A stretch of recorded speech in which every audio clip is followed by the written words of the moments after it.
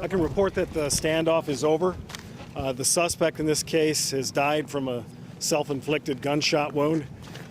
His name is Kenneth Clark, age 45. I can also confirm that we have 2 other victims inside the residence.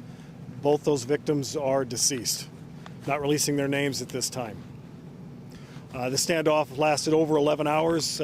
We had negotiations ongoing throughout the day with the suspect. However, negotiations broke down. Around 10 o'clock, we told him that we were going to introduce gas into the residence and that he needed to come out. We gave him warning, ample warning that it was coming, and he still refused to come out. Gas was introduced into the house, and a short time later we heard what we thought was a gunshot. We sent a robot inside the residence, and they found Mr. Clark deceased. I have with me Captain Steve Glant with the Tactical Unit and Captain Eric Sellers with Douglas County Sheriff Patrol. This operation was in coordination with the Omaha Police Department, who assisted us on scene.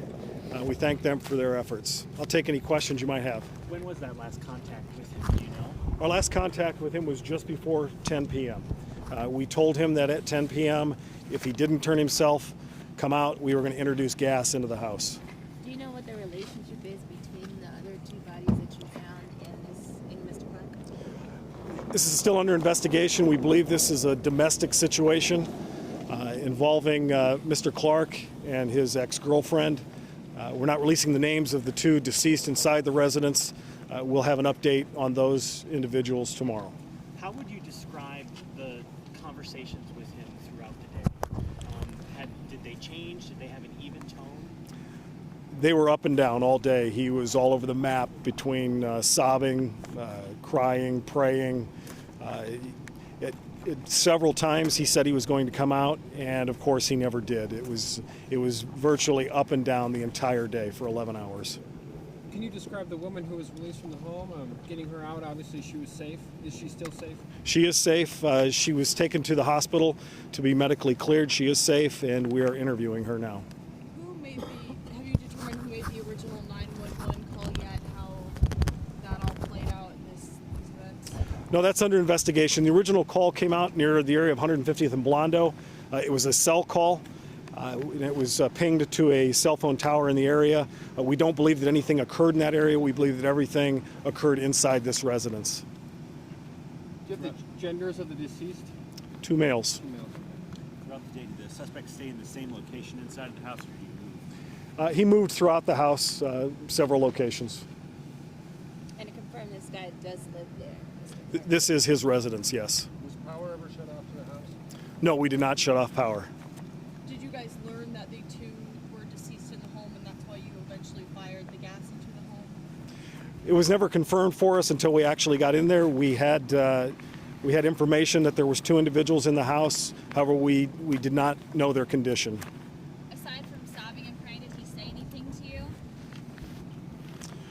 I don't know that I have that information right now. How did the woman get out of the house? He released her. Our hostage negotiator did an excellent job in convincing him to release her from the residence, which he ultimately did. When did you reach the decision that you would have to go through the gas to try and get him out? We came to the conclusion that negotiations had failed. We had diligently tried throughout the day, 10, 11 hours of negotiation, and it came to an impasse. He wasn't going to come out. Did you know he was armed, and if so, with what? He was armed. We believe there was a handgun and a rifle, although the rest of that is under investigation. The communication, was that bag phone that we've talked about on previous occasions, or do you know how that communication was established with him? I believe we were communicating through his cell phone. Yeah. Can you speak a little bit about just the length of this standoff and the weather conditions for law enforcement officers involved? Obviously, it's freezing out here. Law enforcement is set up for hours. Our goal was to peacefully resolve this, and when it became apparent that our best efforts were not going to bring him out, we had to tactically try to force him out by introducing tear gas into the residence. Does Mr. Clark have any type of past or anything you guys knew or aware of or anything? Has this happened here before? I don't have any other calls to this location. His past will be under investigation as well. How do you follow him or track him? You know, you said he was in multiple locations throughout the home all day. There were obviously other people in there. How do you keep tabs on where he is? Is it by his word? It's a constant communication with our negotiators. In this case, we were able to speak with him throughout the day and keep track of where he was moving, essentially by what he was telling us and by what we could see from the exterior. How difficult was it for your guys with how cold it was? It has been very difficult. They have to rotate our ESU people in and out to keep them warm. As you can imagine, you've been out here all day, and I'm sure you're quite cold. They've been out here for 10, 11 hours, and it's taken its toll. When did the relationship with the suspect, the relationship with his girlfriend end? Was it recently or today? Well, that's unclear. She had come back to the residence today to collect her belongings, and that's when the incident took place. Collect your belongings to move out? It appears. When will this neighborhood kind of be 100% back to normal? Well, we have our crime scene investigators en route.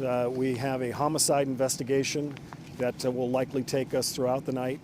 It just depends on how long it takes to process the scene inside. Do you know how long the two in the home were dead? We do not know. That is under investigation. How long have the two been together previous to this that you're still determining? That's still under investigation. Did those bodies play a factor into his sort of response, mental response? I believe it did. With his crying and sobbing throughout the day, his praying, that gave us indication that that there was trouble. Was he intoxicated? That's under investigation. I don't have any reason to believe that he was, but we don't know at this time. Where do you guys find the bodies at? Inside the residence and in the basement, in the first floor in the basement. When you know you have possible other hostages and stuff inside a home, how does that switch your approach when you're trying to get him to come out? Everybody's life is important to us. Our hope all along was to resolve it peacefully. Certainly, if we believe that there are hostages inside, we take that under consideration. We have a hostage negotiator and tactical team that assess it minute by minute to make the best decision possible. How was the woman when she was let go? She's distraught. She had been through quite a bit, as you can imagine. We're still interviewing her to get as many details as we can. Was she able to give you any information that would kind of benefit the rest of the way this played out?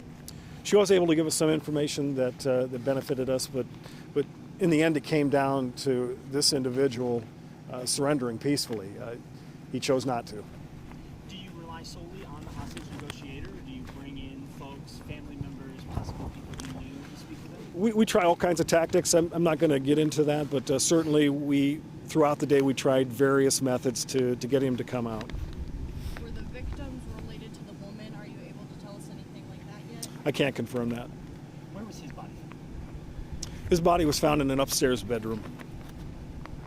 Was there at any point any gunfire exchange with law enforcement? I'm sorry? Gunfire with law enforcement? No shots were fired at law enforcement. All right, guys, I appreciate your time. We'll have more updates tomorrow, and we'll send out a press release to do that.